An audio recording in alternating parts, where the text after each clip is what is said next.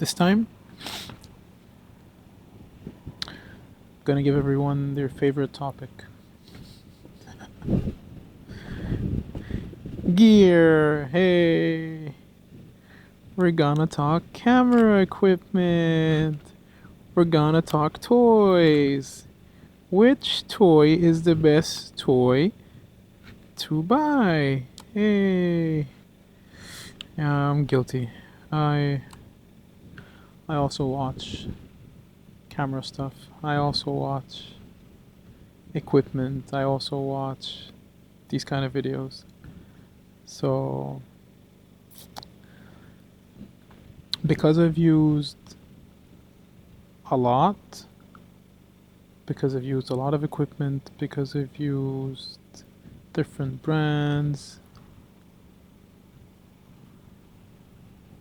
because I have willingly paid money to invest in almost every brand, I am going to tell you what I think of the brands, what each brand is good at, what each brand is not so good at, and why I believe that none of the brands will actually give you what you're looking for. Each and every one of them will lack something. Each and every one of them will give you part of your needs, but at a point they will disappoint.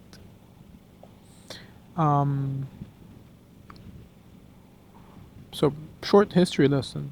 I started as a Nikon shooter and then switched to Canon and then switched to Sony and then switched to Fuji and then switched back to Sony, and now I own Fuji, Sony, Nikon, Panasonic. Yeah, that's about it. I use Fuji's for the GFX. I use Sony's for video. I use Panasonic for both photography and video, and I use Nikon for photography mostly. That's what I believe they're actually good at. But okay, let's break this down. Let's make this fast and easy. Hopefully, there is a fast and easy version of this. Let's start with the ones I don't use anymore. Canons. Canons are to, again, anything I say here is my personal preference. It's my opinion, so please take it with a grain of salt. And I might be wrong, I might be right. It's what I think. So, Canon, nice colors, easy, no need to grade. Crap mount, the RF mount, not a lot of lenses. The bodies are always lacking. They're just behind. They're a few years behind now. Nikon, I'll just call it my second least favorite. Impressive colors for how true they are. A lot of lenses. The Z mount is basically it's one of the best mounts, if not the best mount. It has the shortest flange distance. You can adapt anything to a Z mount. They're benefiting a lot from their red purchase, if we can call it that. And yeah, I see Nikon going somewhere. I know people, like generally people don't use Nikons as much as they used to. Generally not for video, but they have a solid lineup.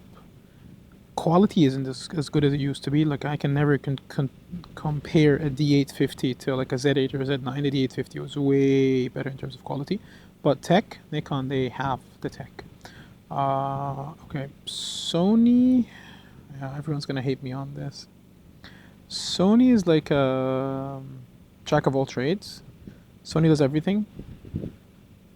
Most cameras do everything. You have the R's for photography, you have the S's for video, you have the no letters for like hybrid. and more or less they all do the same thing. Um, Colors have become better. They're not very good. Uh, Focus is, I believe, the best, literally the best you can get. And it is a tool that is easy to use and it gets the job done more than anything else. So if you really just want to get the job done, Sony gets the job done. It's the easiest way to get the job done. Um, so we're left with Panasonic and Fujifilm. Panasonic I have discovered recently. Like this is a Panasonic S1, which was like their first full frame mirrorless camera. And I have to say, they make very good cameras. They make excellent build qualities. Um, the lens lineup is very good for Panasonic because they're L mount. They have adapted a lot of stuff from Leica, basically. They have a lot of Sigma lenses that work for them, and the Sigma lenses are pretty good. Like they're I believe they're some of the best lenses that you can get, especially photography. The contrast is very nice. The color rendition is very nice. I'm a truly big Sigma fan. And back to Panasonic,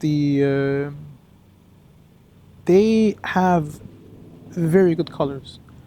Their color shifts are nice. They're very pleasing. I think Panasonic play the color game really well, better than most companies, to be honest. I would compare them to Leica colors. I would compare them to. I would just say, yeah, I think Panasonic colors are by far the most pleasing of all. Um, and then we found ourselves at Fujifilm, and I've had a long, happy, unhappy relationship with Fujifilm. I think I'm like the mostly invested in Fujifilm currently, and it is because they provide medium format, not at an affordable price. They're like you can get other medium formats at affordable prices. It's not that much cheap than a Hasselblad, but lenses, Fujifilm GFX lenses are a lot. They cover everything, and you cannot compare this to any other. Well, at least you cannot compare it to the Hasselblad lens lineup. They have like 4 or 5 lenses, and they don't cover the whole range. So if you're a professional shooter and you shoot medium format and you need lenses, GFX is all the way. But I will say that the colors on the GFX aren't as nice as the Hasselblad. They're not as accurate as the Hasselblad. They're not lifelike as the Hasselblad. They're nice colors. They tend to have very nice, pleasing character to them, as Fujifilm has always did. But the problem with Fujifilm colors is that they're not accurate. So if you're shooting products, if you're shooting architecture, if you're shooting clothing or garments, and you need pinpoint colors, even if you're shooting food, Fuji might not be the right tool. You can always shift the colors in post. You can always get them to where you want them to be, but they're not as accurate. I believe Nikon colors are very accurate, and I believe Hasselblad colors are very true to life. Very true to life. So, of course, I didn't mention Leica. I haven't used the Leica, so I'm not going to talk about a brand that I've never used. I haven't used the Hasselblad. I've dabbled with the pictures. I have compared the colors. I've compared different scenarios, but I haven't owned a Hasselblad. I haven't owned a Leica. I haven't owned the Phase One as of yet, of course. But for the majority of what I would call the semi-pro enthusiast Pro, that kind of category. Um, I think if I would choose an easy way to shoot stuff, I would always go for a Sony. Lenses are abundant, tons of different third-party manufacturers like Viltrox, like Sigma, like Tamron, like Seven Artisans. Everyone's making lenses for Sony. Everyone. Uh, but if I wanted better colors, I would actually choose the Panasonic.